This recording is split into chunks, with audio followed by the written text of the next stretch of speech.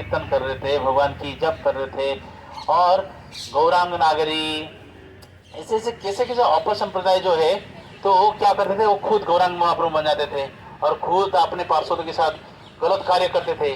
जो साधु लोग रहते थे तो वो लोग भी गलत कार्य करने लगते थे अपनी शिष्यों के साथ। तो बोलते थे ये हम तो कृष्ण है, हम तो इंद्रिय तृप्ति कर सकते, कृष्ण है इसलिए हम लोग रास रचा सकते। ये टोटली अपर संप्रदाय हो चुका था, जिसके कारण तो फिर भगवान को आना पड़ा। तो ये किसकी वजह से हुआ? कल जो हम मनाएंगे फास्टिंग, सब लोग कृपया कल उपवास करिएगा कम से कम 12:30 तक।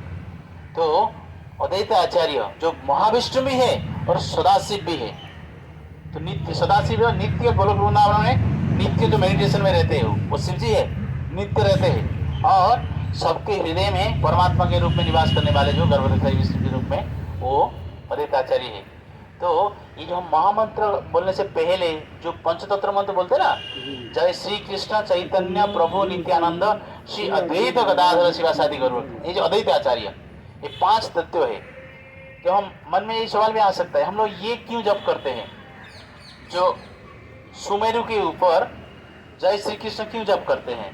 जय श्री कृष्ण इसलिए सुमेरु के ऊपर हम जप करते हैं ताकि ये 5 तत्व है, श्री कृष्ण चैतन्य जो है कृष्ण ही है, नित्यानंद जो है बलराम जी है, अद्वैत आचार्य जो है महाविष्णु विद सदाशिव, ठीक है। इसके साथ शिवाज जो है नारद जी है, और गदाधर जो राधा रानी है। जो राधा रानी कृष्ण लीला में राधा रानी थे, इस लीला में आए हैं गदाधर के पुरुष की शरीर में आए, लेकिन लीला सब कुछ राधा रानी का था। तो इसीलिए रोज रोज महाप्रभु जाया करते थे टोटा गोपीनाथ। अभी जो जिन जिन लोगों ने तो ये किए हैं, रजिस्ट्रेशन किए हैं, वो जाएंगे, और फिर नेक्स्ट टाइम तो हम सबको भी लेंगे, ट्रेन की व्यवस्था करेंगे। तो वो टोटा गोपीनाथ जो है हमारा संतों की वैष्णवों की एक हमारा, आप ये सोच सकते हैं मतलब एक गोलक वृंदावन जाने का एक पॉइंट है। उधर से रोज महाप्रभु जाते थे, कथा सुनते थे। किसी कथा सुनते थे? प्रहलाद कथा सुनते थे और ध्रुव कथा सुनते थे। 100 टाइम्स प्रहलाद कथा सुने, 100 टाइम ध्रुव महाराज कथा सुने। आज भी जितने हमारा गौड़ी वैष्णव लोग और जितने भी हमारे सन्यासी लोग, इसका जितने सारे सन्यासी लोग जाते हैं टोटा गोपीनाथ जाते हैं और उनको उधर बैठते हैं, प्रसाद पाते हैं। और दुनिया का ऐसा बेगिरा है पूरे ब्रह्मांड में कहीं नहीं मिलेगा, कृष्ण बैठे हुए उधर, कृष्ण बैठा हुआ आपको मिलेंगे। तो पूरे ब्रह्मांड में कहीं नहीं ऐसा है।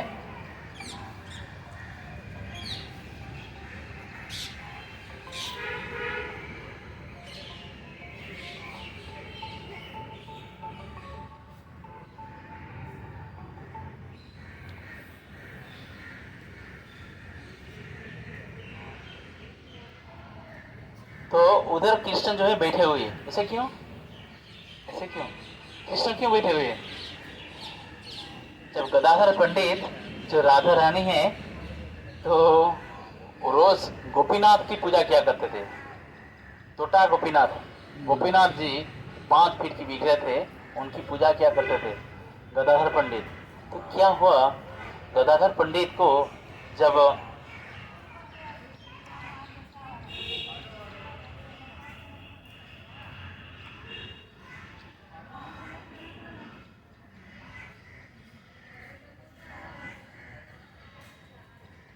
लैपटॉप चालू करो, डिस्टर्बेंस कर दो।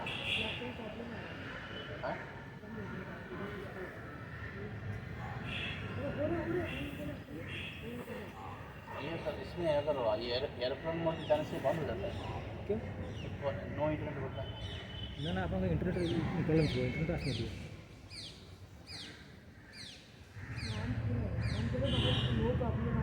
लैपटॉप में नहीं होगा, इधर ये सिग्नल इतना स्ट्रॉन्ग नहीं है, लैपटॉप चलेगा नहीं। एरोप्लेन मोड में ना इससे नेटवर्क चल जाता है ना, चलेगा ना। तो एरोप्लेन मोड नहीं रखो, उसको ये कर दो। और कॉल आ रहे बार बार, तो क्या करेंगे? एरोप्लेन मोड में पूरा नेटवर्क कर दो, जिसका मोबाइल लो हमको, दूसरे कॉल आएगा, ये लोग सब परेशान करेंगे, बाहर का विदेश का लोग परेशान होगा। प्रभु जी अब आपका सुनो क्या वाई, आपका मोबाइल वाईफाई और लैपटॉप चालू हो जाएगा? लैपटॉप चालू, लैपटॉप हॉटस्पॉट से चालू करो, लैपटॉप स्टार्ट हो गया। अच्छा कनेक्ट कर दिया, नहीं तो डायरेक्ट उसमें चला दो प्रभु जी, उसमें उसी में चला। हरे कृष्ण। जो लोग लाइन पे है ना, वहाँ पे जाऊँगा, थोड़ा यहाँ पे नेटवर्क का प्रॉब्लम है। आप डायरेक्ट उसमें चला दो, प्रभु जी उसमें वो मोबाइल दे, वो मोबाइल आपको ले लो। हरे कृष्णा कृष्णा कृष्णा हरे हरे, हरे राम राम राम हरे हरे, हरे कृष्णा कृष्णा कृष्णा हरे हरे, हरे राम राम राम हरे हरे, हरे कृष्णा कृष्णा कृष्णा हरे हरे, हरे राम राम हरे हरे, हरे कृष्णा कृष्णा कृष्णा हरे हरे, हरे राम राम हरे हरे, हरे कृष्णा कृष्णा कृष्णा हरे हरे, हरे राम राम हरे हरे।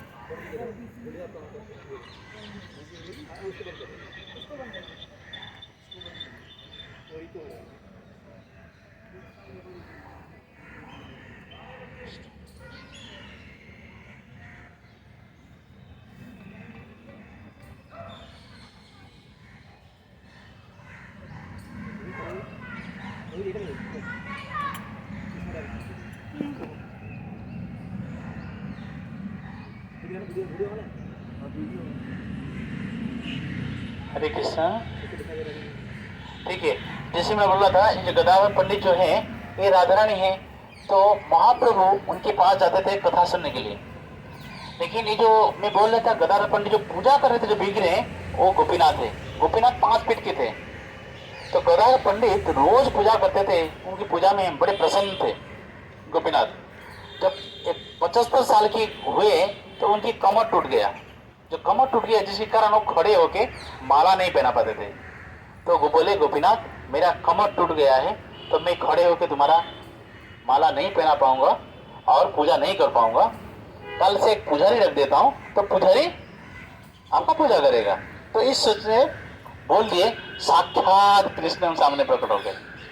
गोपीनाथ जो बिगड़े में थे सामने आ गए, बोले नहीं नहीं ऐसा मत कर, तेरा जो निष्ठा, तेरा जो पराकाष्ठा है, तेरा जो भक्ति है, मैं बहुत प्रसन्न हूँ। मैं चाहता हूँ तू पूजा कर, जब तक तू धरती में है, जीवित है, मेरा पूजा तू ही करेगा। अगर तू खड़ा नहीं हो पाके मुझे माला पहनाएगा तो मैं बैठ जाता हूँ। तो गोपीनाथ बैठ गए। हरी वो ये दर्शन अगर अपन चलेंगे देखेंगे, सुबह के 6 बजे होता है। पुजारी ने क्या करता है, वस्त्र उठा के दिखाता है, भगवान ऐसे बैठे हुए हैं, ऐसे बैठे हुए हैं, और राधा रानी उनके सामने खड़ी हुई है, आदेश करके खड़ी होगी। भगवान आराम से ऐसे बैठे हुए हैं, क्योंकि वो खड़े होकर माला नहीं पहना पाएंगे ना। तो इस जो बिक रहे हैं, तो बोला जाता है चैतन्य महाप्रभु जो आए थे, 3 स्थान में वो विलीन हो गए थे। एक जो समुद्र है, आप देखेंगे जहाँ पे बोलते हैं महोदधि, आप देखिए डांसिंग फोटो ऐसे है। अब अभी देखिए ना आप लोग, जाओ देखिए ना माता जी, ऐसे भगवान ऐसे खड़े नहीं आते डांसिंग मोमेंट में से। तो वैसे भगवान नाचते नाचते समुद्र के विलीन हो गए थे। एक है। और दूसरी जगह अब देखिए जगन्नाथपुरी मंदिर के अंदर, आप देखिए पुजारी लोगों ने मना कर रहे थे, सबको धक्का मार के गए महाप्रभु, जगन्नाथ जी के शरीर में विलीन हो गए। 2 जगह। तीसरी जगह क्या है, टोटा गोपीनाथ, जहाँ बैठे हुए ना, सब लोग भक्त लोग देख रहे हैं, महाप्रभु कीर्तन करते करते करते थे उनकी घुटने में घुस गए। सब लोग देख रहे महाप्रभु जा रहे, तो सिर्फ पैर देख रहा था, सब लोग प्रश्न करने के लिए जाते। हाँ, तो पूरा अंदर चले गए। ये टोटा गोपीनाथ। तो ये टोटा गोपीनाथ में ये लीला क्यों हुआ, महाप्रभु स्वयं जाते थे, 100 टाइम्स प्रहलाद कथा सुने और 100 टाइम्स ध्रुव कथा सुने।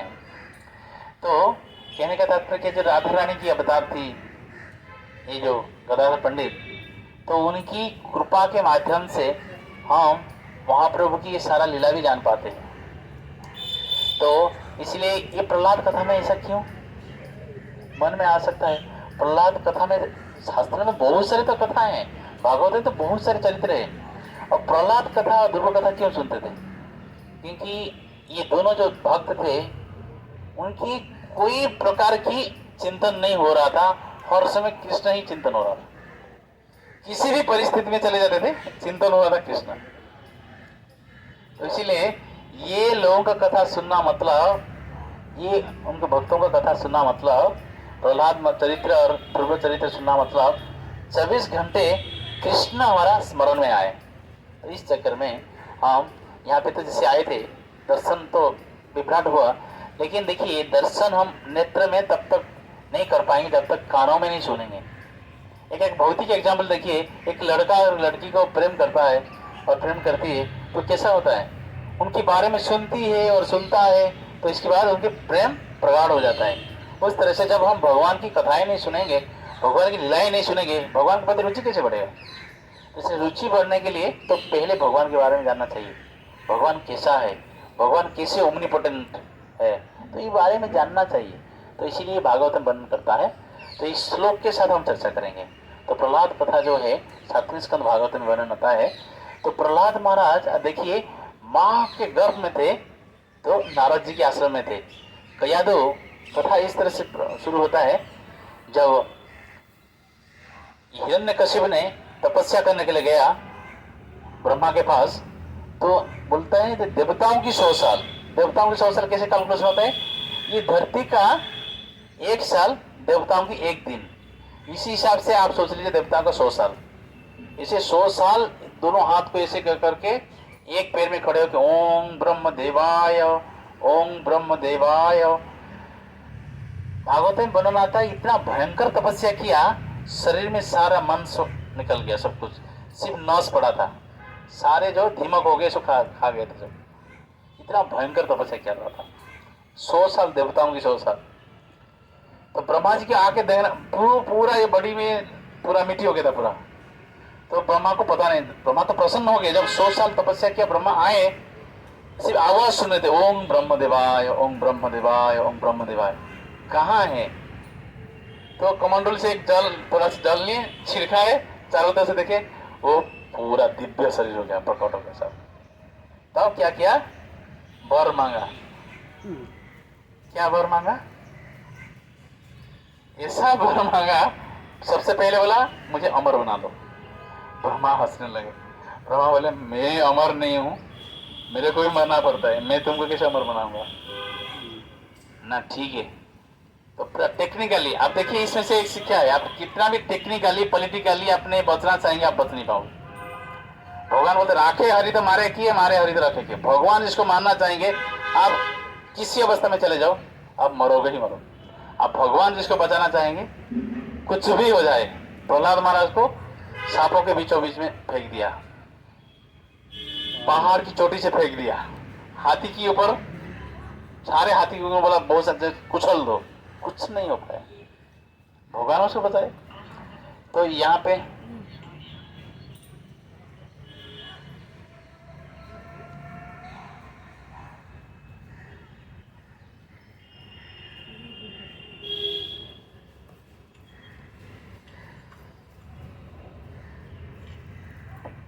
यही हुआ। तो क्या हुआ, हिरण्यकशिपु ने बोला मैं दिन में नहीं मरूंगा, मैं रात में नहीं मरूंगा। तेरे नमः तथास्तु। बोले मैं कोई मनुष्य के हाथ में नहीं मरूंगा, ना कोई देवता के हाथ में नहीं मरूंगा, ना कोई जानवर के हाथ में नहीं मरूंगा। तथास्तु। मैं ना घर के अंदर मरूंगा ना घर के बाहर मरूंगा। तथास्तु। बोले मैं ना आसमान में मरूंगा ना जमीन में मरूंगा ना। तथास्तु। तो बोले ना मैं कोई अस्त्र में मरूंगा ना कोई शस्त्र में मरूंगा। तथास्तु। सारा जितना और भी बोल दिया लास्ट, बोला ब्रह्मा का 12 महीने के अंदर नहीं मरूंगा।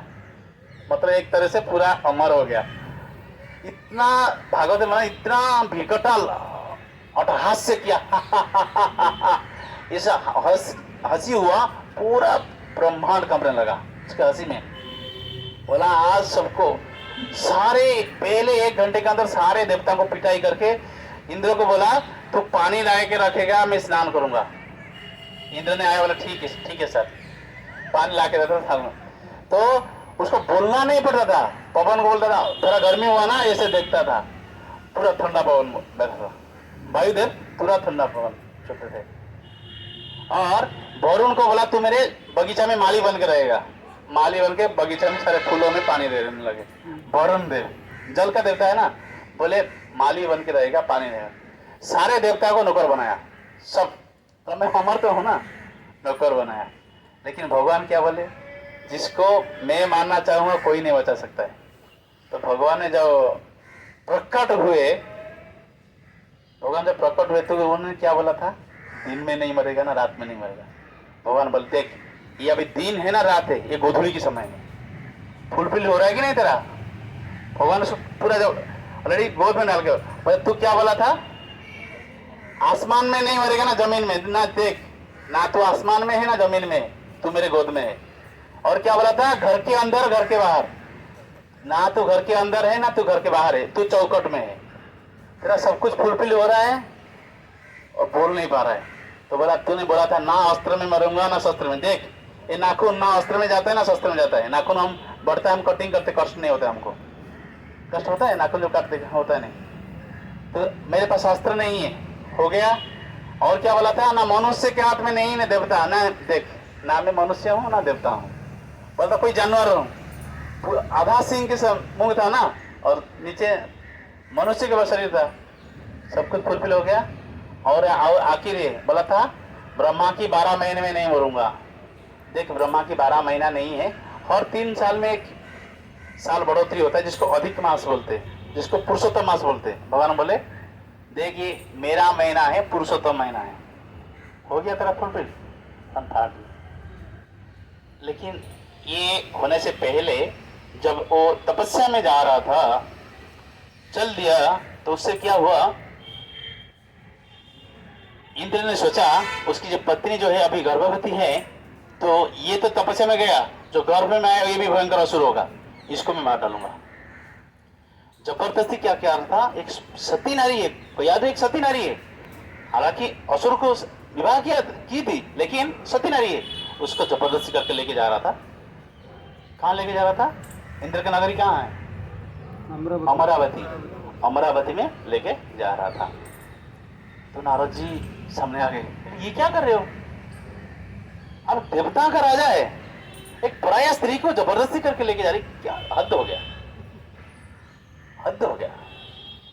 तो बोला, नहीं नहीं, ये जो इसके गर्भ में जो आने वाला है, ये तो भयंकर असुर बनेगा।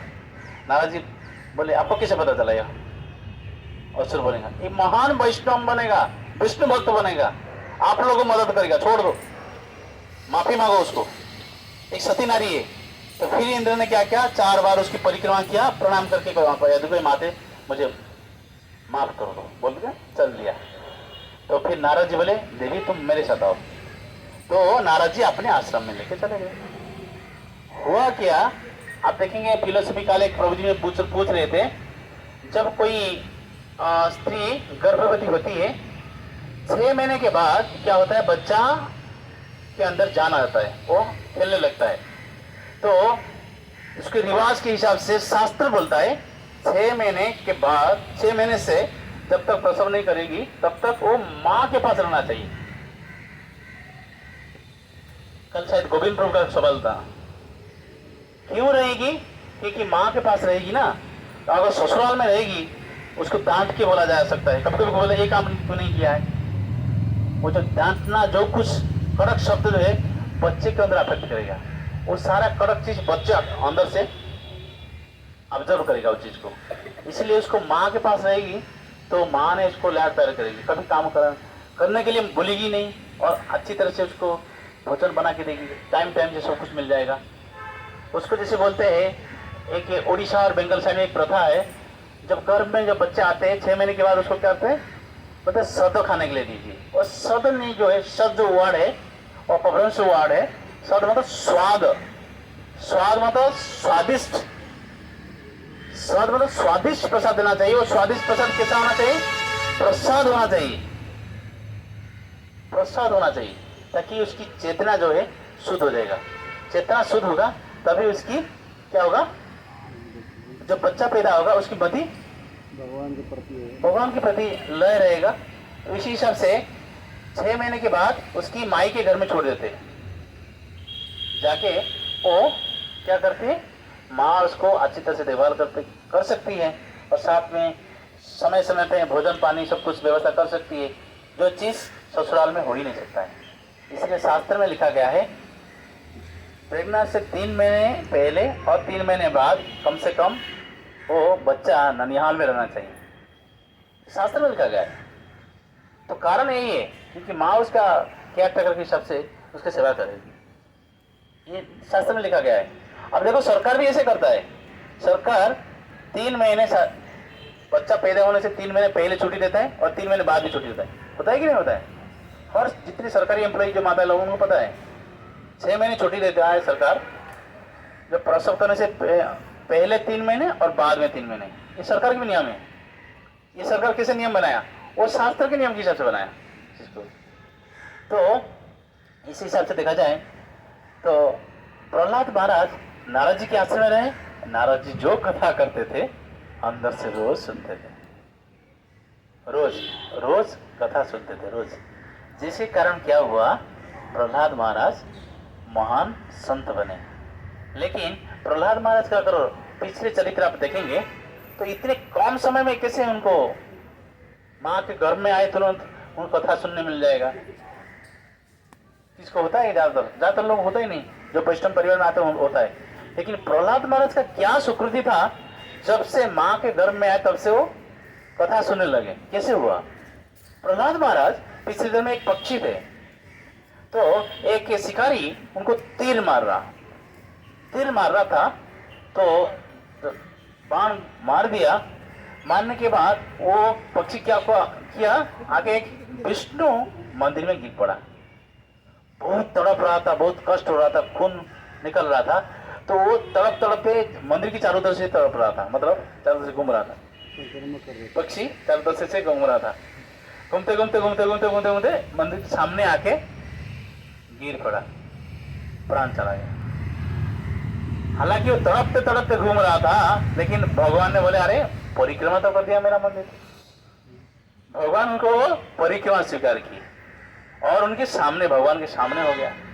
भगवान ने आशीर्वाद किए, एक बहुत बड़ा धनाढ़ परिवार में जन्म होगा और महान भक्त का आशीर्वाद किए, जिसका नेक्स्ट लाइफ में बचपन से उनको मिल गया नारद जी की एसोसिएशन। इसलिए कल जो हम लोग स्टेजेस से भक्ति डिस्कशन कर रहे थे, उसको अगर करेंगे तो बहुत समय चला जाएगा, लेकिन इसका भक्ति समझ सिंधु तो हम लोग चर्चा करेंगे। इसमें प्रभुपाद ने लेक्चर में बदले every initiated devotee should read Bhakti Rasamrita Sindhu, इसकी इंग्लिश में मतलब nectar of devotion, written by Rupa Goswami. रूप गोस्वामी की जो लिखित भक्ति रसामृत सिंधु सबको पढ़ना है। क्यों पढ़ना है? पूरा जीवन अगर स्मूथली अच्छी ढंग से भक्ति करने के लिए, जिसकी मन है, भक्ति रसामृत सिंधु कंपल्सरी उसको पढ़ना है। क्या खाना है, क्या नहीं खाना है, क्या करना है, क्या नहीं करना है, भगवान के सामने क्या करना है, नहीं करना है, सब कुछ। भगवान के सामने उच्च स्वर में बोलना नहीं है, भगवान के सामने किसी को गाली नहीं देना है, भगवान के सामने हंसना नहीं है उच्च स्वर में, भगवान के सामने जैसे दांत नहीं काटना है। कुछ माताएं क्या करते हैं, जो वैनिटी लेके जाते, पर्स लेके जाते, कंघी निकाल के बाल में शुरू कर देते। भगवान के सामने बाल बनाने में भयंकर अपराध है। बहुत सारे चीज जो इसमें लिखा गया है, और भगवान की पीठ में प्रणाम नहीं करना है। सारा चीज जो गोस्वामी सिखाते हैं विस्तार रूप से, तो विस्तार रूप से मैं ये बता नहीं पाऊंगा। अभी हम टॉपिक में आएंगे, ये एक सुंदर श्लोक के साथ हम आगे बढ़ाएंगे प्रहलाद महाराज के बारे में। तो श्लोक इस तरह से होता है, श्रीमद् भागवतम की 7वें स्कंद 8वें अध्याय और श्लोक क्रमांक 17। जिन जिन के पास स्मार्टफोन है आप लोग बोल सकते हैं मोबाइल में, श्रीमद् भागवतम स्कंद 7 अध्याय क्रमांक 8 श्लोक क्रमांक 17 17। श्रीमद् भागवतम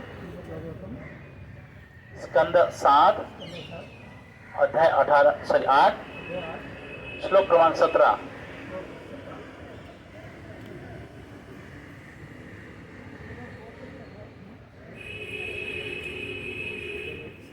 श्लोक नंबर 7। हाँ, श्लोक क्रमांक 17।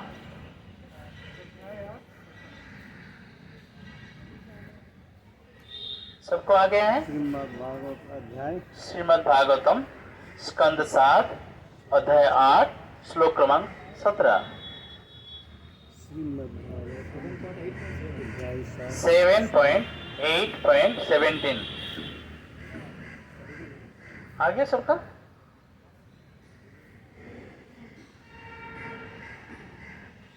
सब लोग आ गया सबका मोबाइल में? अभी शुरू करते हैं। अभी लिख लेंगे, आप गूगल में जाइए, लिख भी दीजिए SV7 CH8 TXT 17, वो आ जाएगा। आ गया? बहुत ही सुंदर श्लोक। अभी मैं पढ़ूं? इस श्लोक को रिसाइट करिए, क्योंकि ये एक भी भागवत की एक भी श्लोक साक्षात कृष्ण, एक भी वर्ड भी कृष्ण है। सबको आ गया है? जो ऑनलाइन में है सब लोग आ गया सबका?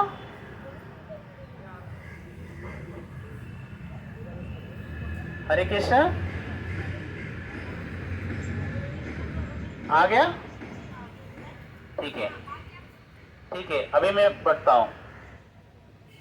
मैं पहले पढ़ूंगा, इसके बाद आप लोग रिसाइट करेंगे, राइट? मैं एक एक लाइन पढ़ूंगा, उसको आप रिसाइट करेंगे, चलेंगे। सत्यम विधातु निजभूत्य भाषितं, सत्यं विधातुं निजभूत्यभासितं, सत्यं विधातु निजभूत्य भाषितं, व्याप्तिं च भूतेषु अखिलेषु चात्मना, व्याप्तिं च भूतेषु चात्मना, अदृश्यताद् अद्भुत अद्भुत दोहम्, अदृश्य अदृश्यताद् अद्भुत रूप अदोहम्, स्तंभे सभायां मृगनामानुषम्, स्तंभे सभायां मृगनामानुषम्, सत्यं विधातो निजभूत्य भाषितं, व्याप्तिं च अखिलेषु चात्मना,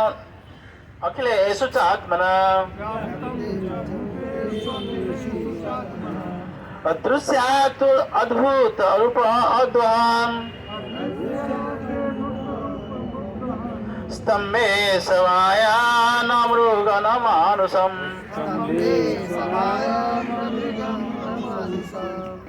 इसमें बोलते हैं सत्यम विधातो निज भृत्य भाषितम। अपना भृत्य, अपना भक्त की बात को सत्य करने के लिए क्या किए?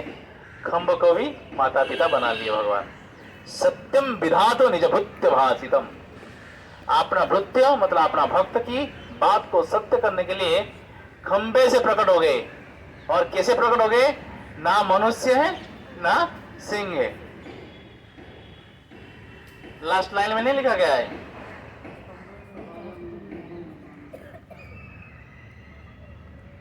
तो स्तंभे सभायां न मृग न मानुषम। तो व्हाट मीनिंग पढ़ेंगे? सत्यम सच विधातुम सिद्ध करने के लिए निज भृत्य भाषितम अपने दास की ही शब्द को प्रहलाद महाराज के द्वारा कहे गए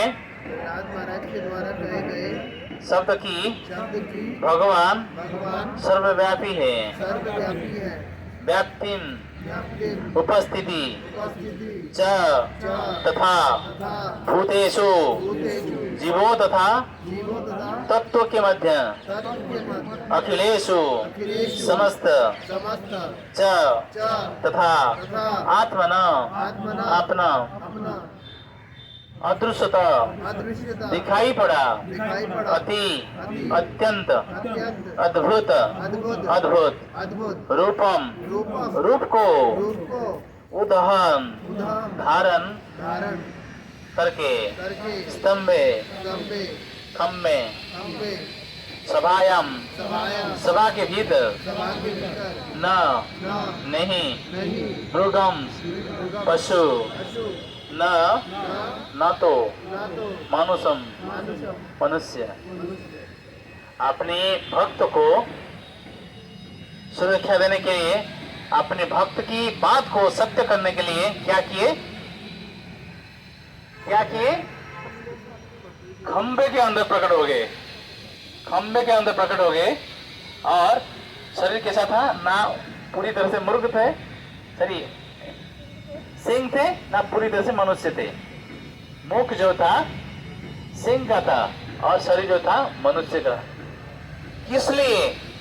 आप भक्त वत्सल भगवान अपना भक्त की वाक्य को सत्य करने के लिए। हिरण्यकश्यप ने पूछा, क्या तू श्रीहरि श्रीहरि कर रहा है? क्या ये श्रीहरि इस खंबे में है ना? आचार्य लोग बोलते हैं तो भगवान विचलित थे। कब? हिरण्यकश्यप बोलेगा कहां से प्रकट होऊंगा? जहां बोलेगा मैं उधर से प्रकट हो जाऊंगा। तो भगवान विचलित थे।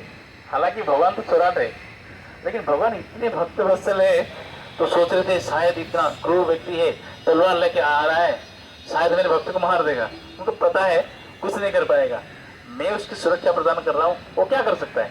फिर भी भगवान इतने भक्त वत्सल है तो भगवान बहुत सोच रहे थे बारे में, प्रहलाद नारद के बारे में। तो बोले इस खंबे में है। हाँ इस खंबे में है। तुरंत प्रहार किया, भगवान आ गए। इसमें बोला जाता है जो 14 ब्रह्मांड जो है जैसे कि फट गया, लगा इतना भयंकर आवाज हुआ। सारे देवलोक से लेके पाताल लोग सब हिल गए। भगवान विकटाल गर्जन, जो गर्जन कर रहे थे पूरा ब्रह्मांड कांप रहा था। तो क्यों भगवान ऐसे क्यों? तो भगवान ने इसलिए किए, मेरे भक्तों को तूने बहुत सताया है, बहुत सताया। भागवतम में ये वर्णन आता है सारे देवता आ गए, स्वयं सृष्टिकर्ता ब्रह्मा डर गए इनके सामने जाने के लिए। भगवान इतना जोर गर्जन कर रहे थे ना, सामने कोई नहीं आया। तो ब्रह्मा शिव सारे दूर से देख रहे थे। तो ब्रह्मा जी लक्ष्मी जी को इशारा किए, आप जाके शांत करा दो, आप इनकी पत्नी हो ना। लक्ष्मी जी बोली, मैं पत्नी तो हूँ लेकिन ये उग्र रूप तो कभी देखा नहीं। ना ना ना बाबा, मैं जाने दो। लक्ष्मी मना कर दी। तो ब्रह्मा जी ने बोले, बेटा प्रहलाद, भगवान इतना गुस्सा क्यों है? तेरी वजह से आए, तो चले जा। जब प्रहलाद महाराज आते हैं, भागवत में वर्णन आता है जैसे कि कोई जलता हुआ आग के अंदर अपने पानी डाल देते, भगवान की क्रोध प्राय शांत हो जाता है।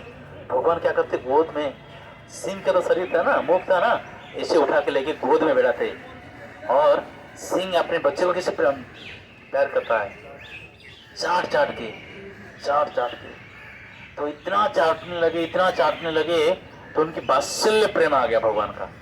तो भगवान बोले, काश मैं कोई माता पिता से पैदा हुआ होता तो मुझे भी इतना लाड प्यार मिल पाता था। तो भगवान प्रकट किए, इच्छा प्रकट किए, आज के बाद जब भी मैं पैदा होऊंगा कोई माता पिता के साथ आऊंगा। इसके बाद जो भी अवतार हुआ भगवान माता पिता के साथ आए। जिसको चाटने लगे, चाटने लगे, चाटने लगे, उनको इतना प्रेम आया, इतना प्रेम आया, काश मेरा कोई माता हुआ होता तो मुझे लाड़ प्यार किया होता। आप देखेंगे भगवान कृष्ण लीला में जब दिखा दिए, बेटा मिट्टी खाया है ना? नहीं खाया है। मिट्टी खाया है? नहीं खाया है ना। बलराम बोल रहे हैं और सारी ग्वाल बालक बोल रहे हैं, मैया में मिट्टी खाया नहीं। ये कौन सा, कहाँ पे हुआ था? जमुना घाट में, गोप में, जिसको बोलते ब्रह्मांड घाट बोलते, ब्रह्मांड घाट में लीला हुआ था। आप भी आज ब्रह्मांड घाट जाओगे, गोकुल में ब्रह्मांड घाट जो है जमुना किनारे, उधर आप प्रसाद मिलता है मिट्टी का, छोटे छोटे गोला बना के मिट्टी प्रसाद देते हैं। तो भगवान ने मिट्टी खाया नहीं। खोलो मुंह, खोलो मुंह खोलो। तो मुंह खोल दिए भगवान, करोड़ों करोड़ों ब्रह्मांड जब देखने लगी, अरे ये तो भगवान होगा, करोड़ों करोड़, ये कौन? मैं क्या देख रहा हूँ, मैं क्या देख रही हूँ, क्या देख रही हूँ? तो बेहोश हो जाती है। तो भगवान क्या करते, जोगमाया को बुला देते, बोले फिर इसको भ्रमित कर दो, उसकी दिमाग को भ्रमित कर दो। अगर भ्रमित नहीं करोगे तो ये सोचेगी ये तो भगवान है और मैं जिस लिए आया हूँ, जिस लीला खिला करने के लिए आया हूँ वो कर ही नहीं पाऊंगा, और जो माँ की जो प्रेम जो मुझे मिल नहीं पाएगा। तो मुझे प्रेम नहीं करेगी, देवता से उसकी पूजा करेगी। जोगमाया वाला उसके दिमाग को घुमा दो। जोगमाया ने क्या किया, इसका दिमाग घुमा दिए। मैं क्या देखा, लगता है रात भर नहीं सोती हूँ ना, इसलिए स्वप्न देखा। तो स्वप्न है, मतलब स्वप्न देख लिया, इसलिए ये क्या, मैं तो लाला है, ये क्या भगवान थोड़ी हो सकता है, ये मेरा लाला है। तो जोगमाया ने भ्रमित कर दिया उसको। फिर भगवान आए थे उनसे, उसमें बोले थे ना, आगे जितना माता पिता के माध्यम से आऊंगा तो मुझे प्रेम मिल जाएगा, माता पिता का प्रेम मिलेगा। अब देखिए, अनंत कोटि ब्रह्मांड की नायक करोड़ों लक्ष्मी हाथ जोड़ के खड़े रहते हैं, हमको सेवा कर लेते, हमको सेवा। आज भी लक्ष्मी बेलवन में तपस्या कर रही है। वृंदावन में जो 12 वन है, जैसे मधुवन, बेलवन, भांडीवन, इस तरह से बेलवन में अभी भी लक्ष्मी तपस्या कर रही है। उसकी मनोकामना पूर्ति नहीं हो पाया। भगवान बोले नहीं, तुम्हारा अहंकार है, तुम्हारा जो भक्ति, तुम तो प्रेम तो करती हो लेकिन मिश्रित है, अहंकार है। लक्ष्मी का अहंकार है, लेकिन गोपियों का अहंकार नहीं है। लेकिन श्रील प्रभुपाद भागवतम में, जैसे लास्ट में चर्चा किए थे, बोलते गोलोक वृंदावन में जितने सारे गोपियां हैं लक्ष्मी जी की समान है, लक्ष्मी जी की एक्सपांसन है, या तो एक्सपांसन लक्ष्मी। तो लक्ष्मी अभी तक उसको मौका नहीं मिला है। ओ मैं बोल रहा था, करोड़ों लक्ष्मी हाथ जोड़ के खड़े रहते जिनकी सेवा करने के लिए। जो ओ भगवान जब गोकुल में लीला कर रहे, बोलते नंदबा बोलता है, लाला मेरा कठाऊ लेके आओ, खड़ाऊ लेके आओ। तो क्या करते, जी जी पिताजी, जी पिताजी बोल के सर पे रख के लेके आ जाते, ऐसे आ जाते।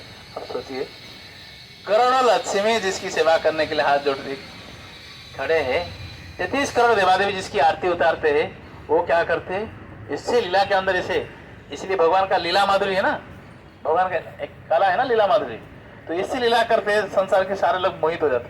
तो हाँ, एक साधारण बच्चा होगा, साधारण एक बच्चा होगा। वही भी सोचा था ब्रह्मा, ये कैसे भगवान हो सकता है, झूठा खाता है, ग्वाल वाला लोग ना झूठा खाता है, और उसको हम भोग लगाते हैं भगवान को कितना कितना स्तुति करके, ये कैसे भगवान हो सकता है। भ्रमित हो गए। और फिर भी कौन भ्रमित हुआ, इंद्र। अरे ये कैसे भगवान हो सकता है, देखता हूँ कैसे बचाएगा। इसकी बात के ऊपर मेरा पूजा रोक दिया है। तो संवर्तक बादल को बुलाया। संवर्तक बादल जब प्रलय के समय आता है, जिसकी बूंद होता है हाथी की पैर की तरह से, एक एक बूंद हाथी की पैर जितना मोटे ना, इतना मोटे मोटे बूंद आता है। वो प्रलय वाला बादल को बुलाया, बरसात किया, 7 दिन 7 रात किया, लेकिन एक बूंद भी पानी नीचे गिरा नहीं। भगवान ने क्या किया, सुदर्शन को भेजे। सुदर्शन इतना तेजी गति में घूम रहा था, आग पकड़ हो रहा था, सारा आग को सब खींच लेता पानी, कुछ भी नहीं हुआ। तो बोला देखो इतना दिन तो बारिश किया, जाके देखो खत्म हो गया, बंद हो गया, स्विच ऑफ। तो फिर क्या हुआ, इंद्र ने बोला जाके देख के आओ, सब लोग मर गए, ब्रज में सब लोग मर गए, तो उनकी इच्छा था सब लोग मार दूंगा। जब उन्हें भेजा, जाके भेजा उनके पार्षदों को, बोले महाराज वो तो नाच रहे गा रहे, मरेंगे क्या। तब उनको पता चल गया, ये मतलब यही मेरा भगवान है। तो इंद्र ने क्या किया, सुरभि गाय के साथ आया।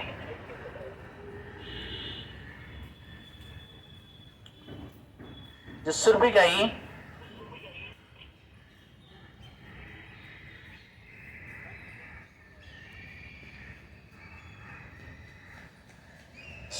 जो दूध जो है सबसे मिठास है, और जिसमें बोलते हैं कमल की जो फूल की सुगंध उससे निकलता है वो गाय से। तो वो सुरभि गाय के साथ आया। इंद्र महा चालाक है ना, देवताओं के राजा तो चालाक है ना, क्योंकि उनको पता है अगर मैं जाऊंगा बहुत पिटाई होगा, अकेला जाऊंगा, इसलिए क्या किए, गाय को लेके आए। क्यों ना, भगवान गाय को प्रेम करते, गाय और ब्राह्मण को भगवान प्रेम करते, इसलिए बचने के चक्कर में, गाली से और पिटाई की बचने से चक्कर में, तो गाय को साथ में लेके आए। गाय सुरभि गाय। सुरभि गाय मतलब आज अब जानते हैं ना, अभी सुरभि गाय अभी भी है, मतलब कहाँ पे है? तिरुपति में है, जिसकी कीमत कितना पता है आपको? 12 करोड़। वो गाय कितना दूध देती है? 100 लीटर दूध देती है। आप लोग जब जाएंगे तिरुपति देख लीजिएगा, 12 करोड़ दाम उसका है गाय का, अभी भी है। 100 लीटर एक बार में दोहन किया जाएगा तो 100 लीटर दूध आता है सुरभि गाय। और ये तो धरती में है, और देवलोक का गाय तो कहना सोचिए। तो सुरभि गाय के साथ इंद्र ने आया, तो ये जो गोविंद कुंड बोलते हैं ना गोवर्धन में, उसी गोविंद कुंड में दूसरी साइड में, जहां परिक्रमा कर दूसरी साइड में लैंडिंग किया। इंद्र किसके साथ आया? ऐरावत में आया सुरभि गाय के साथ। इंद्र का जो एरोप्लेन जो है ऐरावत है, तो एरोप्लेन लैंडिंग किया वो दूसरी साइड में, गोविंद कुंड की दूसरी साइड में। अगर आपने पूजा करते हैं इस साइड में, जहां पे सब लोग गोवर्धन गए ना, सब लोग गोवर्धन गए राइट? ऑनेस्टली बोलो, कितने लोग नहीं गए? तो नहीं गए। कितने लोग नहीं गए गोवर्धन? अच्छा, तो इसके मतलब गोवर्धन का परिक्रमा ही कराना पड़ेगा हमारे ऐसे। तो गोवर्धन, तो रूप गोस्वामी उपदेशामृत किताब में बताते हैं, पूरे ब्रह्मांड में सबसे सुंदर स्थान जो है मथुरा है। मथुरा से भी सबसे सुंदर स्थान है गोवर्धन है, और गोवर्धन में सर्वश्रेष्ठ सुंदर स्थान है राधा कुंड है। इसलिए गोवर्धन में आपको बहुत सारे पास टाइम आपको मिल जाएगा देखने के लिए। एक तो आपको मिल जाएगा मानसी गंगा। मानसी गंगा मतलब भगवान की जो पिताजी नंद महाराज जब 88 साल की उम्र हो चुके थे, तो उनके मन में आया, मेरे पुत्र तो हो गए और ये आनंद की बात है, मैं क्यों ना सारा तीर्थ जाके भ्रमण करके आऊं, पवित्र नदियां में क्यों ना जाके स्नान करके आऊं। लेकिन वृद्धावस्था है, तो बोले पुत्र, भगवान तो 7-8 साल के बच्चे हो चुके हैं, बोले बेटा मेरे मन में आता है मैं सारे तीर्थ में जाके भ्रमण करके आऊँगा और पवित्र नदियां में स्नान करना चाहता हूँ। तो भगवान ने बोले नहीं पिताजी, आप तो वृद्ध हो चुके हो, आपका शक्ति, शरीर के अंदर इतना शक्ति नहीं है, जान नहीं है। तो मैं ऐसा करता हूँ, बांसुरी के माध्यम से सारे तीर्थ यहीं बुला देता हूँ, सारे नदी यहीं बुला देता हूँ। तो इसलिए मानसी गंगा जो है, सारे जितने सारे पवित्र नदी, गंगा, यमुना, गोदावरी, नर्मदा, सिंधु, कावेरी, सारे जल के अंदर है। तो भगवान ने क्या किया, सारे तीर्थ के जल को बुला लिए। तो फिर भगवान ने बोले पिताजी अब स्नान करो। तो स्नान किए। तो बोले बेटा मुझे कैसे पता चल गया सारे नदी यहाँ पे आ गए? तो लीला इस तरह से हुआ, अचानक एक चील जानते ना, ऊपर उड़ने वाले बड़े बड़े पक्षी होते हैं, हाँ बाज, राइट बाज, हम भी गाँव गए। तो बाज जो है आया फटाक से, एक मरा हुआ सांप को पकड़ के लेके जा रहा था। सांप मर चुका था, वो पकड़ के लेके जा रहा था। तो ऐसे उड़ के जा रहा था, वो मानसिंगा के ऊपर उड़ के जा रहा था, गलती से उसकी जो पूंछ जो है लग गया, गंगा में लग गया, मानसिंगा में लग गया, तुरंत चतुर्भुज रूप हो गया और उसकी मुंह से उसे चोंच से निकलते हुए ऊपर चला गया, एक चतुर्भुज रूप हो गया, ऊपर चला गया, बैकुंठ चला गया वो। तो पिताजी आपने देख लिया ना? हाँ मैंने देख लिया। तो वो मानसी गंगा है। मानसी गंगा इतने सुंदर स्थान है जहाँ पे सनातन गोस्वामी की भजन कुटीर है और चक्लेश्वर महादेव है। आज भी वो स्थान इतना दिव्य है। मेरे एक वीडियो आया था चक्लेश्वर का, हमने यूट्यूब में है मेरे इसमें चैनल में। तो चक्लेश्वर महादेव जो है प्रत्यक्ष है। चक्लेश्वर महादेव के सामने क्या करे थे, वो बैठ के सनातन गोस्वामी भजन कर रहे, हरे कृष्ण कृष्ण कृष्ण हरे हरे, हरे राम राम राम हरे हरे, हरे कृष्ण कृष्ण कृष्ण हरे हरे, हरे राम राम राम हरे। तो भजन कर रहे थे। तो बड़े प्रसन्न थे शिव जी। सुनते थे। शुद्ध भक्त है, शुद्ध भक्त की मुख से निकलता हुआ आवाज रोज सुनते थे। एक दिन इतना मच्छर ने परेशान किए, उठ के चल दिए। साक्षात शिव जी खड़े हो गए। हालांकि शिवलिंग है उधर, उस लिंग तोड़ के साक्षात विग्रह बन गए, साक्षात रूप में आ गए। बोले कहाँ जा रहे हो? बहुत तंग कर रहे मच्छर, बहुत परेशान कर रहे। यहाँ बैठा नहीं जब होता है, इतना बड़े बड़े, अभी आप जाएंगे अभी भी देखेंगे इतना बड़े बड़े हेलीकॉप्टर चल रहे हैं मच्छर है। तो बड़े परेशान कर रहे, मैं जा रहा हूँ। तो शिव जी बोले ना ना ना, आपने यहाँ पे बैठ के भजन कर रहे हो, आपका भजन सुनते हुए मैं शुद्ध हो जाता हूँ, इसलिए मैं बोलता हूँ आप यहाँ के बैठ के भजन करो, मैं आपका भजन सुनूंगा और रोज अब मच्छर भगाऊंगा। आज अभी जाओ मानसिक एंट्री में आपको इतने बड़े बड़े आपको मच्छर मिलेंगे, लेकिन चकलेश्वर जाओ एक भी मच्छर नहीं मिलेगा। हालांकि तालाब के पास में है, तालाब के पास पानी के स्थान में ज्यादा मच्छर होते हैं, लेकिन उधर अब एक भी मच्छर नहीं मिलेगा। आज भी बोला जाता है शिव जी क्या करते हैं, मच्छर भगा रहे हो अभी भी उधर। और एक स्थान है उद्धव कुंड, एग्जैक्टली जो कुसुम सरोवर जो है उसके अपोजिट परिक्रमा आप आएंगे, उस साइड में आपका है उद्धव सरोवर, सॉरी उद्धव कुंड। तो उद्धव कुंड, तो ये स्थान उद्धव कुंड क्यों दिया गया है? कुसुम सरोवर और उद्धव कुंड के बारे में तो बता देता हूँ। कुसुम सरोवर क्यों है, नाम क्यों कुसुम सरोवर? कुसुम मतलब फूल है, संस्कृत में फूलों को कुसुम बोलते हैं, लेकिन कुछ एरिया में, कुछ जैसे कि उड़ीसा के साइड में गेंदा का फूल को कुसुम बोलते हैं, लेकिन कुसुम का मतलब फूल है। तो क्या हुआ, गोपी लोगों ने उधर जाया करते थे, उसका फूल की बागना होता था, उधर फूल चुनते थे। तो फूल किस लिए चुनते थे ना, अच्छा से माला बना के किसको पहनाएंगे, कृष्ण जी को पहनाएंगे। लेकिन क्या हुआ, कृष्ण हमेशा गोपियों के साथ मजाक करते थे, हर समय मजाक करते थे। जैसे कि एक लीला आता है, राधा रानी एक बार फूल चुनने के लिए गई थी, उसका हाथ नहीं आ रहा था, टेनिया दूर था, फूल भी दूर था। तो भगवान के पीछे से जाके उसको पेड़ के ऊपर चढ़ के टेनी को दबा दिए। तो राधा ने इसको पकड़ ली, चुनने लगी, फूल चुन रही है, तो भगवान आहिस्ता फिर उतर के चले गए। तो क्या झूलने लगे, तो गिरने वाली थी, एक हाथ पकड़ तो दूसरा हाथ पकड़ ली, तो ऐसे झूलने लगी। तो भगवान को इशारा दृश्य बहुत मजा आता है, भगवान बहुत चिड़गानी करते हैं, मस्ती करते हैं। तो भगवान ने क्या किए, ये रोज जाते थे गोपी लोग ने पुष्प चुनते थे। भगवान ने क्या किया, एक दिन छुप के जाके सब लोग गोपी लोगों ने फूल चुन रहे, नीचे से जाके उनके पैर को खींचने लगे। सब लोग जैसे फूल इकट्ठा हुआ है रखे, अगर पैर को कोई जाके पीछे से खींच देगा तो बैलेंस नहीं रहेगा, गिर जाएंगे ना, वो सब गिर पड़े। जब गिर पड़े सारे फूल बिखर गया, नीचे से बिखर गया। तो सब लोग डांटने लगे, तो इतना बदमाश है, हम इसको लेके जा रहे थे माला बना के, नारायण को पहनाना था, सारा धूल हो गया, सारा मिट्टी में मिला दिया तूने बदमाश है, तूने ऐसा है। भगवान को तरह तरह की गाली देने लगे। भगवान को गाली बहुत पसंद है, गोपियों को गाली पसंद है। भगवान बोलते ब्रह्मा की स्तुति कुछ नहीं है, वेदों की स्तुति भी कुछ भी नहीं है, गोपियों की गाली मुझे बहुत पसंद है।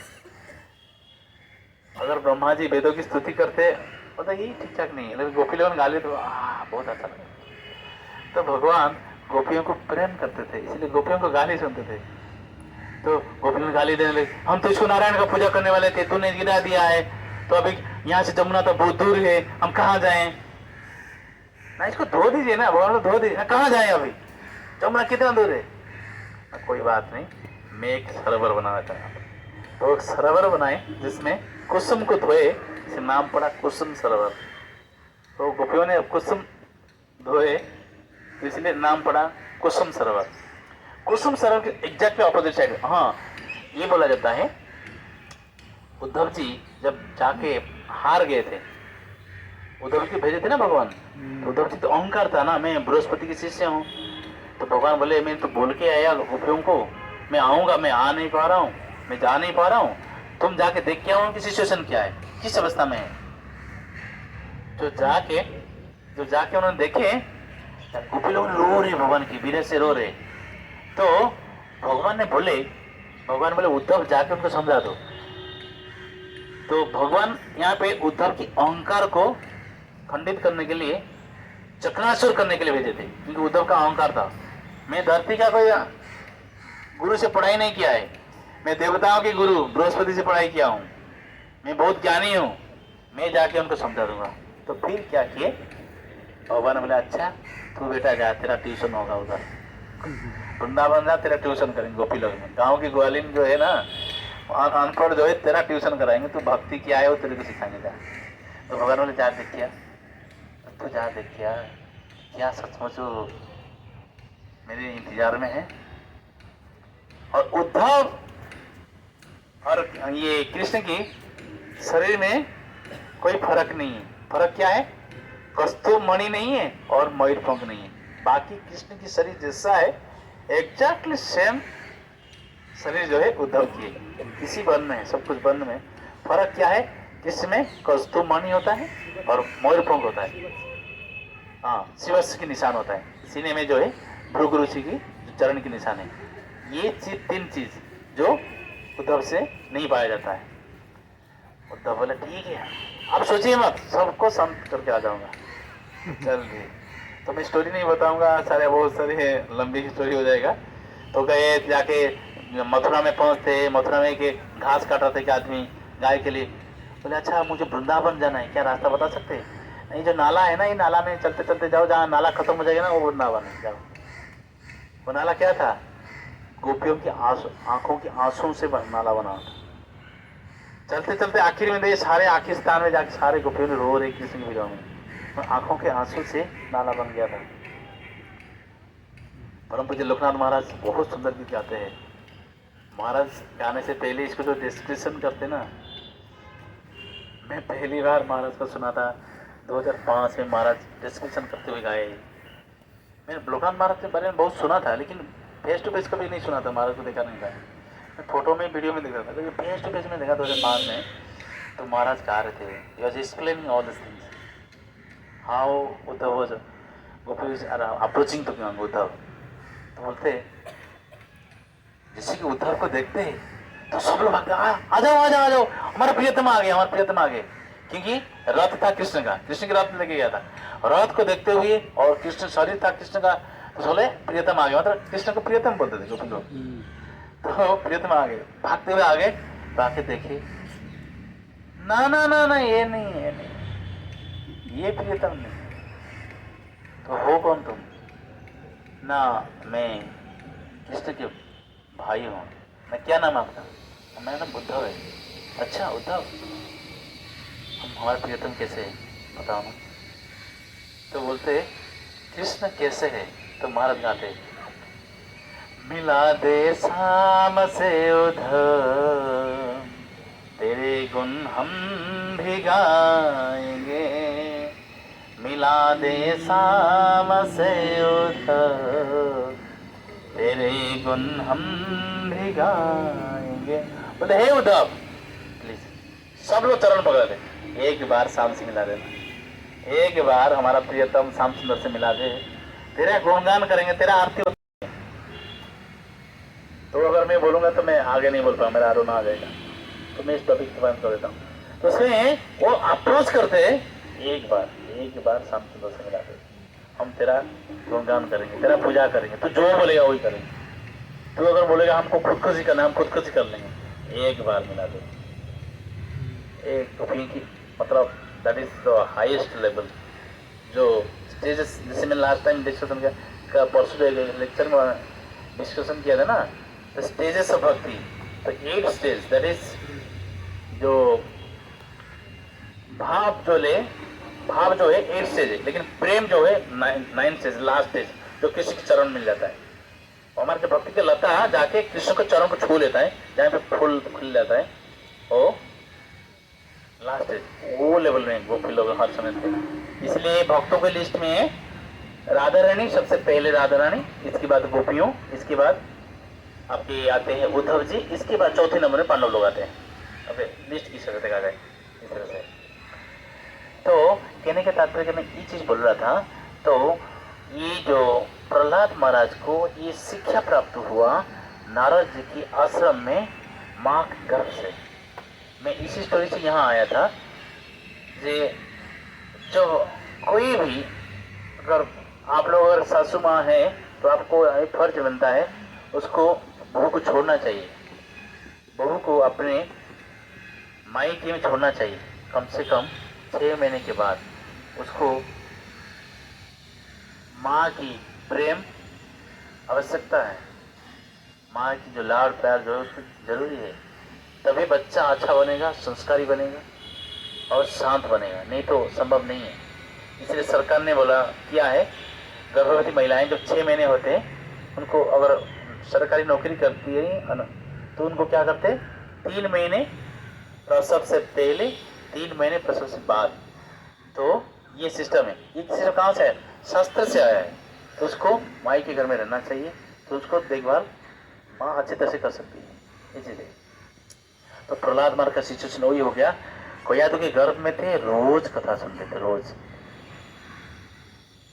जिसके कारण इतना बड़ा भक्त बने। इसलिए प्रभुपाद बोला करते थे घर में हमेशा कथा कीर्तन होना चाहिए, और जो प्रेग्नेंट लेडी को मंदिर जाना जरूरी है, प्रवचन सुनना जरूरी है, और क्या है उसको चैंटिंग भी ढंग से करना चाहिए। जो चैंटिंग करेगी तो अंदर से वो बच्चा को वो पुण्य मिलता जाएगा, तो उसकी प्यूरिफिकेशन होता रहेगा।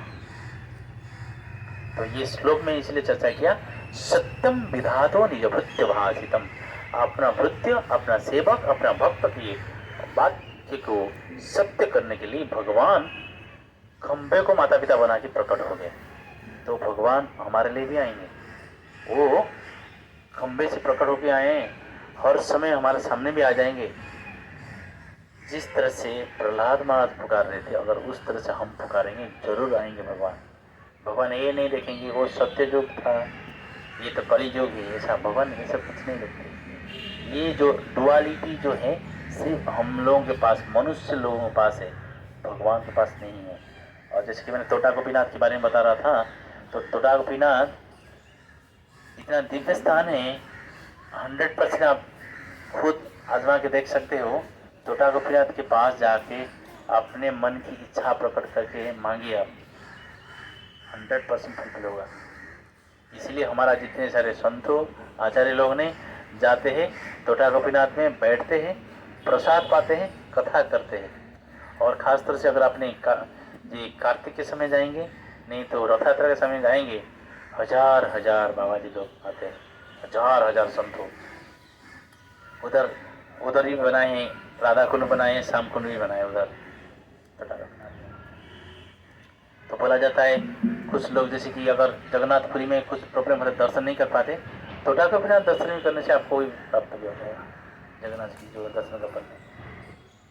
तो हम लोग यहाँ पे इसीलिए आए, मैंने उधर दर्शन का जो बोले लाइन पे जाना है, तो इसलिए मैं आ गया क्योंकि हमारे चक्कर में जो लोग ऑनलाइन में है वो लोग दर्शन नहीं कर पाएंगे। और दूसरी चीज़ क्या है, दर्शन तो भगवान जानते हैं, हमारा भाव जानते हैं, इसलिए मैं बाहर से प्रणाम करके आया। बाहर से अंदर से कोई फर्क नहीं है, आपका भाव कैसे होना चाहिए। तो प्रभुपाद बोला करते थे ये बहुत महत्वपूर्ण नहीं है आप कौन से स्थान पे हो, ये बहुत महत्वपूर्ण है आपका चेतना कहाँ है। प्रभुपाद एग्जैक्टली सेम सिचुएशन हमारे साथ जैसे हुआ ना, प्रभुपाद के साथ हुआ था। प्रभुपाद जब विदेश में चारों तरफ से प्रचार करके सक्सेसफुल हो गए, जगन्नाथपुरी मंदिर में गए तो रोक दिए, प्रभुपाद को छोड़ दिए, उनके शिष्यों को रोक दिए। आप जा सकते हो लेकिन आपको शिष्य नहीं जा सकते। क्यों? ये तो गोमांस खाते थे उनके वंशज लोग, इसीलिए वही नहीं जा सकते। क्रिश्चियंस लोग ये नहीं जा सकते। तो प्रभुपाद अंदर चले गए थे, मार निकल रहा है।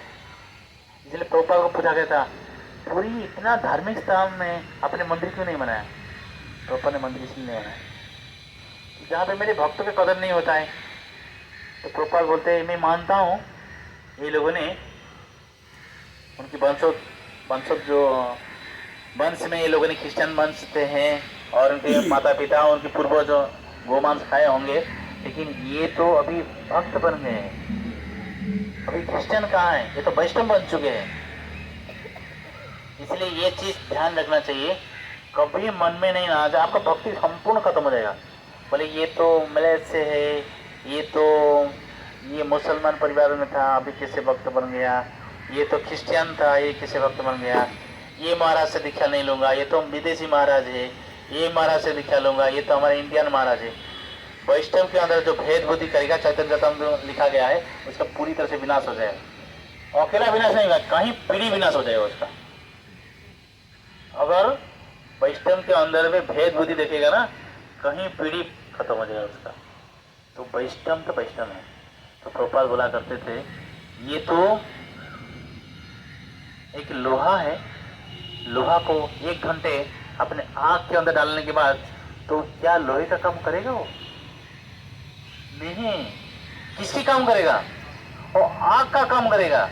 ये तो ऑलरेडी तप चुके हैं, तपस्या के माध्यम से, भजन के माध्यम से, श्रवण के माध्यम से तप चुके हैं। तो प्रभुपाद ने लौट के आ गए। प्रभुपाद ने क्या किए? दर्शन नहीं किए जगन्नाथ, आ गए। सारे लोगों ने चल दिए। प्रभुपाद दर्शन नहीं किए। जब बचपन में किए थे, पढ़ाई के समय किए थे, तब जब दर्शन नहीं हुआ तो फिर प्रभुपाद अंदर नहीं गए, बाहर आ गए। सारे शिष्यों के साथ प्रणाम करके Lord of Jagannath, he is the Lord of Jagannath. Prabhupada ने कसम खाई, ये जगन्नाथ को मैं पूरे विश्व में फैलाऊंगा। आज शिला प्रभुपाद के माध्यम से पूरे विश्व भर में जगन्नाथ की रथ यात्रा है। जगन्नाथ बलदेव महारानी की जय। सेंट फ्रांसिस में शुरू की है रथ यात्रा। आज देखिए रथ यात्रा इतने भव्य मात्रा में हो रहा है, विदेशों में लाखों करोड़ों लोग एक साथ नाचते हैं। वही लोगों ने, आप देखिए लंदन फूड डिस्ट्रीब्यूशन देखिए, तो सबसे जो बड़े बड़े प्रोफेसर लोग, स्टूडेंट्स लोग आके लाइन पे खाते प्रसाद। वो जो प्रसाद क्या है? जगन्नाथ का प्रसाद है। और क्या देता है लंदन में? क्या देता है? चावल और सब्जी। और जो ब्रह्मचारी है, देखिए ये सीने में देखेंगे जगन्नाथ की निशान है, टी शर्ट जगन्नाथ जी का है। और हम लोग बोलते हैं हम लोग चावल नहीं खाते। लोग बोलते हैं उड़ीसा का लोग, बिहार का लोग और बंगाल का लोग चावल खाते हैं। चावल का कली युग में जो अन्न में प्राण है, अन्न क्या है? रोटी नहीं है, अन्न चावल है। इसीलिए जगन्नाथपुरी का जो मेन प्रसाद है चावल है। कली युग में प्राण किस में है? अन्न में है। और अन्न क्या है? चावल है। इसीलिए जगन्नाथ जी के पास चावल प्रसाद लगता है। आप अगर ये इससे लोग बोलते हैं हमारा शुगर है, हमको इंसुलिन लेना पड़ता है, इसलिए हम चावल नहीं खाते। अब चावल क्यों सोचते हो? वो तो प्रसाद है। जब चावल सोच के खाओगे तो आपको इंसुलिन लगेगा, अब प्रसाद सोच के खाओगे इंसुलिन नहीं लगेगा। तो शिला प्रभुपाद क्या करते थे? जब प्रचार करते थे, 70 साल की 50 साल की उम्र में है, गुलाब जामुन देते थे। कुछ लोग बोलते शुगर है। प्रभुपाद जब आप सोचोगे ये गुलाब जामुन है, ये शुगर है, जो बोलेगी कृष्ण प्रसाद है, तो आपको लगेगा नहीं चीज। इसलिए प्रसाद को आप प्रसाद सोच के खाएंगे। लेकिन ये मत मानिए आप लोग जो रोटी खाते हैं, मैं आपको बोला मैं रोटी मत खाइए, ऐसा नहीं है। बोले प्रभु जी ने बोले रोटी नहीं खाए तो फिर ये बड़ा इशू हो जाएगा, यूट्यूब में चल रहा है। बोला नहीं, ऐसा नहीं है। आप लोग जो भी खाओ प्रसाद लगा के खाओ। प्रसाद लगा के, मैं नहीं बोला ये खाओ, प्रसाद लगा के खाइए। प्रसाद को ढंग से नहीं लगाएंगे तो रिसेंटली अमोल ने बहुत सुंदर लेक्चर दिया। अब देखेंगे प्रसाद को सही तरह से, मैंने एक एग्जाम्पल बता रहा था। नवजीत स्वामी महाराज जी एक स्थान पे गए थे, मतलब राम कथा करने के लिए। तो एक डिवोटी ने उनके लिए प्रसाद बनाया था। तो महाराज ने जिसको थोड़ा सा इसे लेके खाए, महाराज बोले इसको तो कृष्ण खाए नहीं, इसको मैं नहीं पाऊंगा।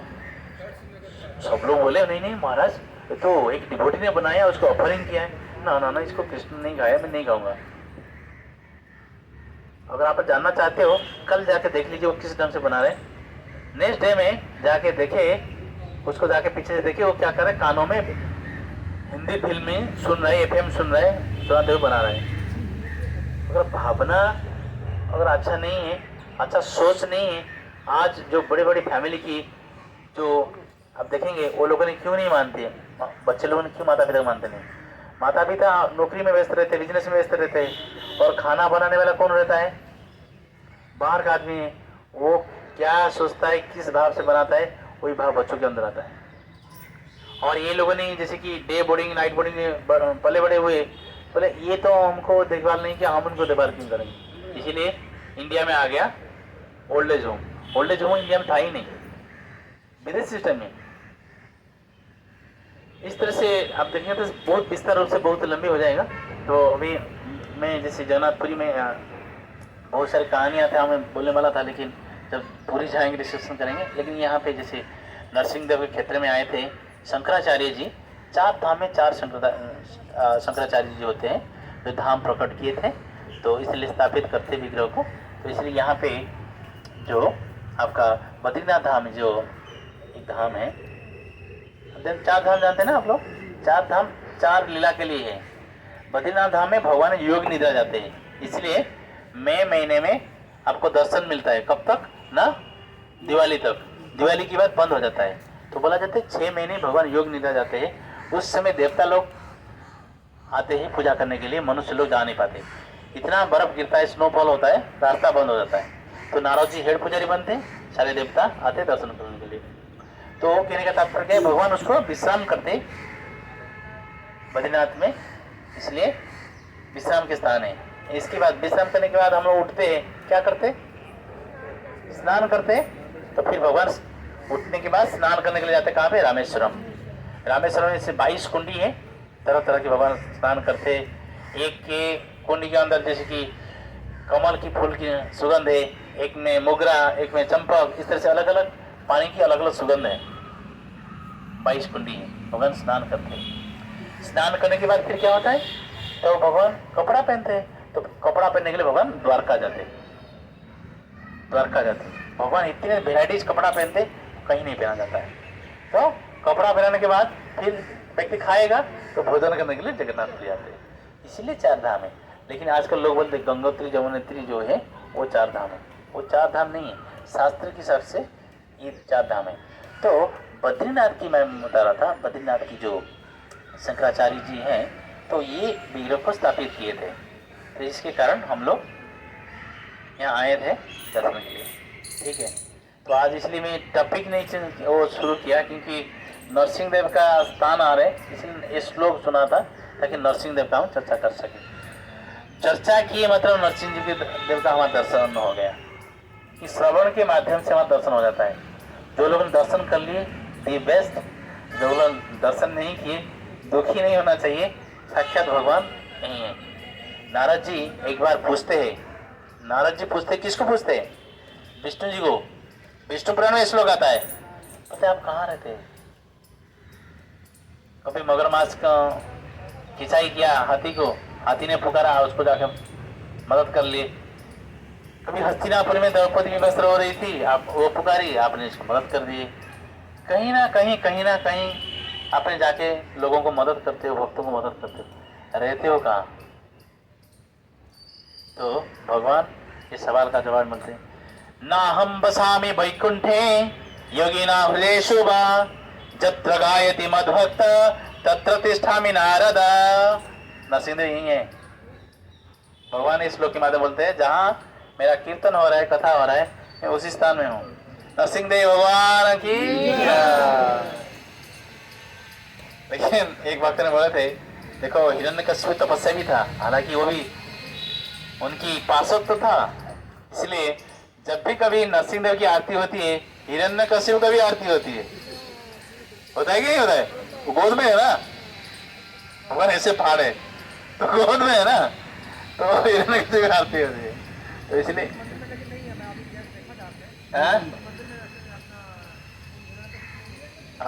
ठीक है। लेकिन जहाँ हम हमारे जब बीबीटी प्रिंटिंग के हिसाब से आप देखेंगे, हिरण्यकश्यप की आरती होती है, कुछ बुरा नहीं है। कि हिरण्यकश्यप कौन है,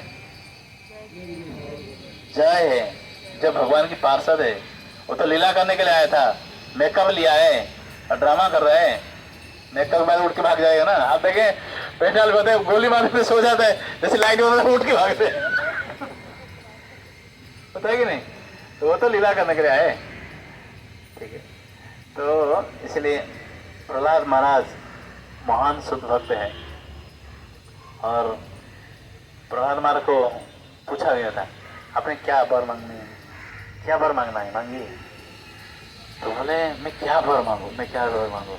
बोले ऐसा करिए भगवान, मेरे पिताजी जब से पैदा हुए तब से आपसे द्रोह किए, मेरे पिताजी के उद्धार कर दीजिए।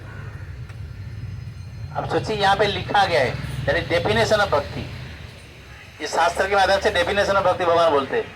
भगवान बोलते प्रहलाद बेटा, तेरे जैसे भक्त किसी वंश में पैदा होता है, उसकी 21 पीढ़ी, माता की ननियाल की 21 पीढ़ी और पिता की 21 पीढ़ी, दोनों का उद्धार होता है। इनकी उद्धार की क्या बात कर रहे हो तुम, देख तेरे पिताजी ऑलरेडी बचपन में है। तो कहने का तात्पर्य कि ऐसी भक्ति के माध्यम से, तो भगवान को ज्ञान के माध्यम से जाना नहीं जा सकता है। अगर भगवान को ज्ञान के माध्यम से जाना जा सकता है तो गज के पास क्या था, ज्ञान, हाथी।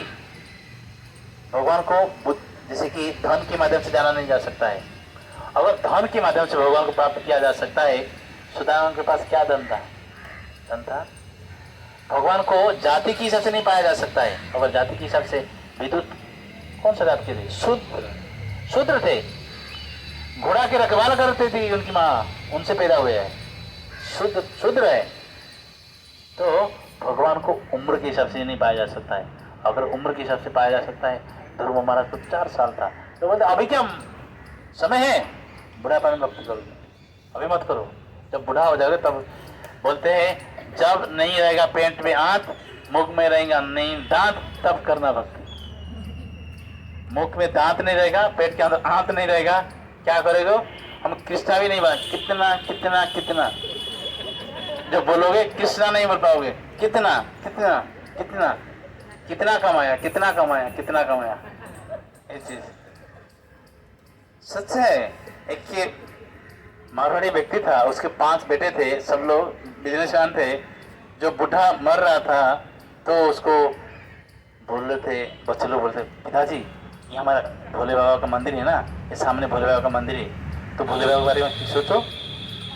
तो बोलो भोला ना कोका कोला, बोलो भोला ना कोका कोला, ना बोलो भोला ना कोका कोला।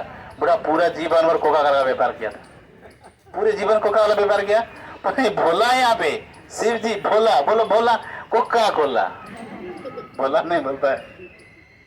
कहने का तात्पर्य क्या है, व्यक्ति पूरा एडिक्टेड हो जाता है व्यापार में, तो फिर क्या होता है, उसी दुकान में क्या होता है, कॉकरोच बनता है, फिर कॉकरोच की सर जाता है। ठीक है, यहाँ पे यही चीज है, भक्ति के माध्यम से भगवान को पाया जा सकता है, जो प्रहलाद महाराज के चरित्र में आता है। प्रहलाद महाराज भक्ति के माध्यम से भगवान को वशीभूत कर दिए थे, जो ध्रुव महाराज भक्ति के माध्यम से भगवान को वशीभूत कर देते।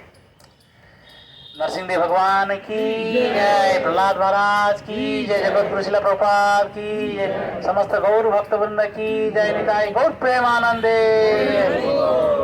महाप्रसादे गोविंदे, नमः ब्राह्मणे वैष्णवे, स्वल्प पुण्यम बतम राजा, विश्वास नैव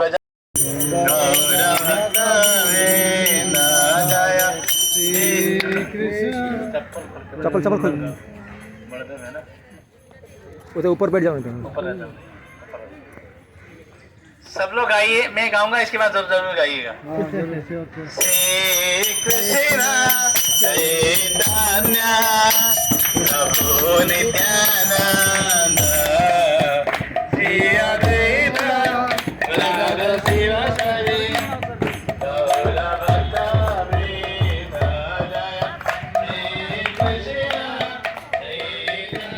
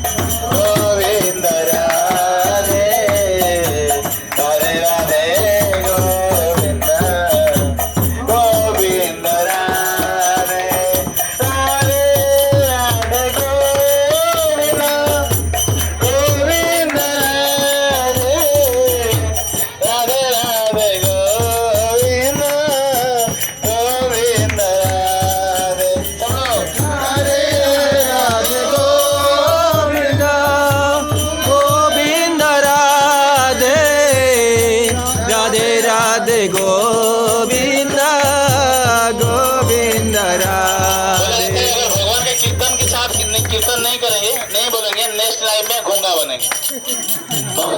सही तो देंगे, आवाज सुन लेंगे। तो इसलिए कीर्तन करना चाहिए, बोलना चाहिए। राधे राधे गोविंदा गोविंदा राधे राधे राधे गोविंदा गोविंदा राधे राधे राधे गोविंदा गोविंदा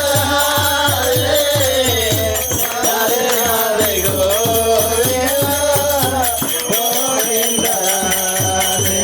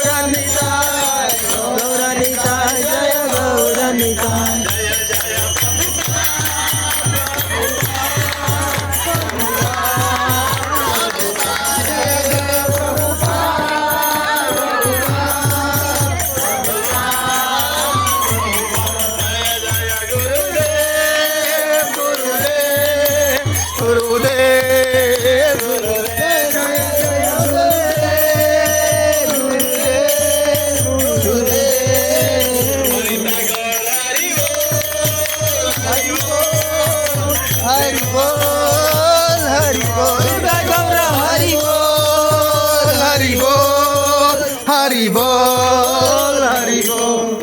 हरिनाम संकीर्तन की जय। विष्णुपाद परमहंस परिव्राजकाचार्य सूत्र सत भवे चरणारविंद भक्ति विदाम स्वामी शिला प्रभुपाद की जय। जय विष्णुपाद परमहंस परिव्राजकाचार्य अष्टोत्तर सत भक्ति सिद्धांत सरस्वती महाराज की जय। अनंत कोटि वैष्णव वृंद की जय। नमाचार्य शिला व्यास ठाकुर की जय। प्रेम से कहो श्री कृष्ण चैतन्य प्रभु नित्यानंद श्री अद्वैत गदाधर श्री हरिगोविंद जय। श्री राधा कृष्ण गोपिनाथ श्याम राधा गिरि गोवर्धन की जय। वृंदावन धाम की जय। मथुरा धाम की जय। मायापुर नगरी धाम की जय। पुरुषोत्तम के जगन्नाथपुरी धाम की जय। अपकमिंग नित्यानंद त्रयोदशी फेस्टिवल महोत्सव की जय। नित्यानंद भगवान की जय। समवेत गौर भक्तवृंद की जय। जगत गुरु शिला प्रभुपाद की जय। निताय गौर प्रेमानंदे हरि हरि बोल। All glories to the Assembly Liberties. Hare Krishna. All glories to the Assembly Liberties. Hare Krishna. All glories to the Assembly Liberties. Hare Krishna. All glories to Shri Guru and Gauranga. All glories to Srila Prabhupada ki jai.